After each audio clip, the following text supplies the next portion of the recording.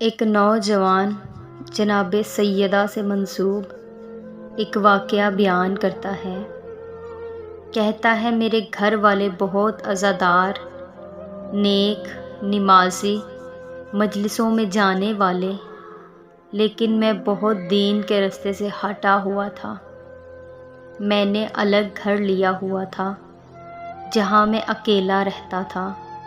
اپنے دوستوں کے ساتھ دنیا کی رنگین زندگی گزارنا، عیاشیاں کرنا، شراب نوشی کرنا، ہر گناہ میں کرتا تھا۔ وہ کہتا ہے کہ ایام محرم کے دن شروع ہوئے تو غالباً 8 محرم کی رات تھی۔ میں نے اپنے تمام دوستوں کو کال کی کہ آؤ آج کی رات بھی مستی کریں، لیکن تمام دوستوں نے انکار کر دیا۔ کہا کہ لہٰذا ایام محرم ہیں، ہمیں شرم آتی ہے، محرم گزر جائیں پھر تم سے ملاقات کرتے ہیں۔ وہ کہتا ہے کہ میں گھر سے گاڑی لے کر نکلا کہ رستے پر ایک خاتون رکی ہوئی تھی۔ اس نے مجھے ہاتھ کے اشارے سے کہا کہ آگے کی طرف جاؤ گے؟ تو میں نے کہا ہاں میں آگے کی طرف جا رہا ہوں۔ اس خاتون کو میں نے گاڑی پر سوار کیا۔ اس خاتون کو دیکھ کر میری نیت بدل گئی۔ میں نے گاڑی کو موڑا، اپنے گھر کی طرف جانا چاہا کہ جب اس خاتون نے محسوس کیا کہ جہاں میں جانا چاہتی ہوں وہاں نہیں لے کر جا رہا، تو کہنے لگی کہ گاڑی آگے کہاں لے کر جا رہے ہو؟ آپ مجھے کہاں پر لے کر جا رہے ہو؟ اس نے اپنی نیت کا اظہار کیا۔ خاتون نے کہا وائے ہو تم پر، آج شب غم ہے، شب حسین ہے، تمہیں خوف خدا نہیں ہے، خوف حسین نہیں ہے، کیا شیعہ نہیں ہو؟ اس نے کہا شیعہ ہوں، مگر میرا کوئی اعتبار نہیں، میرا کوئی ایمان نہیں۔ وہ کہتا ہے خاتون کا پورا وجود کانپ رہا تھا۔ اس نے کہا تم کسی اور کو نہیں مانتے مگر سیدہ زہرا کو تو مانتے ہو گے نا؟ میں نے کہا کون زہرا؟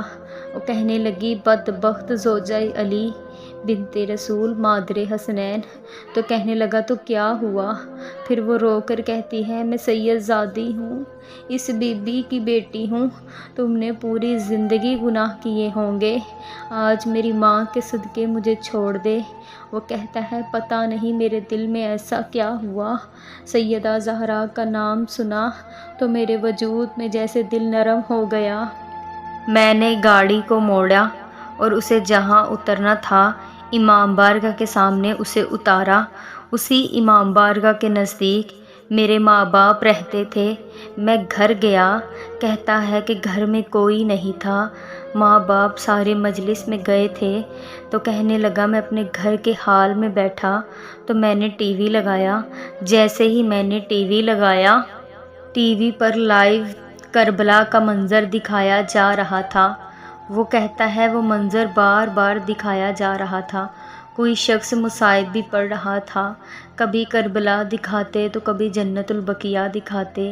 تو کہا اور جب بین الحرمین دیکھ رہا تھا تو اس میں واقعہ بیان کیا گیا اگر کوئی شخص اپنے ماں باپ سے بے احترامی کرے تو اس کی یہ سزا ہوتی ہے۔ تو کہتا ہے میرا چھوٹے سے چھوٹا گناہ یہ تھا کہ میں نے اپنی ماں پہ بھی ہاتھ اٹھایا تھا، میں نے اپنے باپ پہ بھی ہاتھ اٹھایا تھا۔ اس مصیبت کربلا نے مجھے بدل دیا اور ایسا بدلا کہ زاروں کی طار رونے لگا۔ روتے روتے میں نے اپنے گناہوں کی معافی مانگی، امام حسین سے مانگی، شہدائے کربلا سے مانگی۔ کہتا ہے اہل بیت کبھی کبھی ان دلوں میں چھوٹی سے چھوٹی چنگاری جلا دیتے ہیں اور اس چنگاری سے یہ پورا وجود تلاطم میں بدل جاتا ہے۔ کہتا ہے میں پوری رات روتا رہا کہ میں نے کتنے گناہ کر دیے کہ اتنے میں صبح کا وقت قریب تھا۔ میری ماں گھر آئی، تعجب سے دیکھ کر کہا بیٹا تم گھر تھے؟ رو کے آنکھیں لال ہو چکی تھی۔ اس کا نام رضا تھا۔ اور ماں روتے ہوئے کہتی ہے میرے لال قریب آ، مجھے تجھ سے حسین کی خوشبو آ رہی ہے، تو بہت بدلا بدلا سا لگ رہا ہے، میں نے تجھے پہلے ایسے کبھی نہ دیکھا تھا۔ یہ کہنا تھا، میں روتے روتے ماں کے قدموں میں گر گیا اور شدت سے معافی مانگی، اور میں نے کہا ماں مجھے معاف کر دے، میں نے تیری خدمت میں بڑی بے حرمتی کی ہے۔ میں نے پوچھا ماں کہاں گئی تھی؟ ماں کہتی ہے بیٹا مولا حسین کی مجلس میں گئی تھی۔ رو کے کہنے لگا ماں خدا کو اسی حسین کا واسطہ دو کہ مجھے بخش دے، میں آج کے بعد گناہ نہیں کروں گا، میں آج کے بعد خطا نہیں کروں گا۔ ماں بہت خوش ہوئی، باپ بھی بہت خوش ہوا۔ کہتا ہے میں اب اپنے گھر ماں باپ کے ساتھ ہی رہنے لگا۔ 20 دن گزر گئے، اچھا انسان بننے لگا، نمازیں پڑھنے لگا، مجلسوں میں جانے لگا، مولا حسین کا ماتم کرنے لگا، میں ہر نیک کام کرنے لگا۔ کہ ایسے میں وہاں کوئی تاجر، کوئی قافلہ کربلا کو لے کر جا رہا تھا۔ اس نے رضا کو قریب بلا کر کہا رضا تم بہت نیک ہو چکے ہو، میں نے ایک ٹکٹ رکھی ہوئی تھی کہ میں کسی نیک انسان کو کربلا لے کر جاؤں گا۔ رضا رونے لگا، گریہ کرنے لگا کہ میرے تصور میں بھی نہیں تھا کہ حسین مجھے کربلا بلائیں گے۔ کہاں سفر کربلا شروع ہوا، میں نے آقا حسین کی زیارت کی، شکر حسین ادا کیا، شکر خدا کیا کہ میری ایک نیکی نے مجھے کربلا پہنچا دیا۔ میرے ایک احترام نے، سیدہ نے مجھے کہاں سے اٹھا کر کہاں پر لا کر کھڑا کر دیا۔ کہتا ہے 20-25 دن میں نے ساری زیارات کی اور ابھی واپس ہی آیا تھا کہ دوبارہ ایک اور قافلہ تھا، ان کو میرا وہاں پر جانا بہت اچھا لگا، قافلے کو ہینڈل کرنا بہت اچھا لگا۔ انہوں نے کہا رضا ایک اور قافلہ ہے جو خانہ کعبہ کو جا رہا ہے۔ رضا کہتا ہے میں نے پھر سے رونا شروع کیا، اے حسین مجھ پر اور کتنے احسان کرو گے، مجھے کربلا بھی بلا لیا، مجھے نجف بھی بلا لیا، اب حج پر بلا رہے ہو۔ وہ کہتا ہے کہ میں خانہ کعبہ پہنچا، طواف کعبہ کیا، پھر میں جنت البقیع میں گیا، میں نے ایک ٹوٹی ہوئی قبر کو دیکھا۔ جب میں وہ قبر کو دیکھ رہا تھا مجھے ایسا لگ رہا تھا کہ مجھ سے زہرا کہہ رہی ہے کہ تو نے میرا احترام کیا ہے نا، دیکھو میں زہرا تجھے کہاں سے کہاں لے آئی ہوں۔ کہتا ہے میں قبر کے پاس گیا، رو رو کر دعا کی، بی بی اب اتنا کرم کر دینا، مجھے آخری دم تک اپنا نوکر بنا کر رکھنا، اب زندگی میں جو بھی ہو بی بی آپ کرنا۔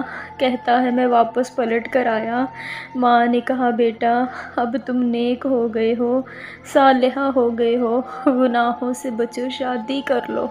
میں نے کہا ماں آپ جہاں کہو گی میں وہاں کر لوں گا۔ والد کا پرانا دوست تھا، اس کی بیٹی بہت نیک اور صالحہ تھی۔ اس لڑکی کے باپ نے مجھے بلایا، کہا رضا اب تو بدل گیا ہے، میں چاہتا ہوں اپنی بیٹی کا رشتہ تمہیں دوں، لیکن مجھے شرمندہ مت کرنا۔ رضا کہتے ہیں کہ میں رشتہ لینے کے لیے اپنی امی کے ساتھ ان کے گھر گیا۔ گھر کی رسم تھی کہ چائے خاتون لے کر آتی ہے، وہ خاتون جس کا رشتہ لینے کے لیے گئے تھے وہ چائے کا ٹرے لے کر آئی۔